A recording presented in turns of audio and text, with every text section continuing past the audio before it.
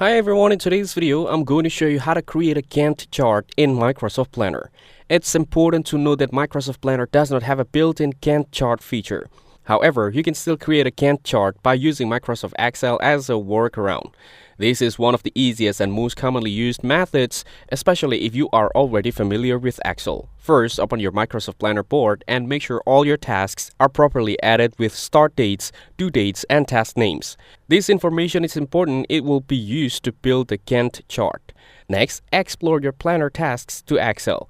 Microsoft Planner provides an export to Excel option that allows you to download all tasks from your plan into an Excel file. Once the file is downloaded, open in Microsoft Excel. After opening the Excel file, you can either use the exported data directly or copy it into a Gantt chart template. Microsoft offers several ready-made Gantt chart templates that you can download from the official Microsoft website. These templates are designed to display tasks on the left side and a timeline on the right side, showing when each task starts and ends. Now, enter or adjust your task detail in a Gantt chart template. Make sure that task name, start dates, and duration match that data from Microsoft Planner. That chart will automatically update the timeline bars based on the dates you provide.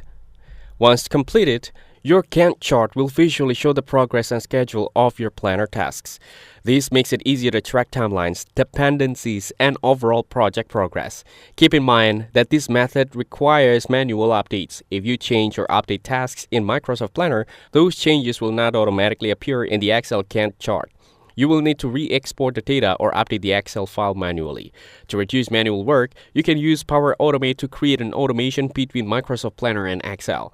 This can help keep your data more up-to-date, but it requires additional setup and configuration. If this video helped you, make sure to like the video and subscribe to the channel. Thanks for watching, and I'll see you in the next video.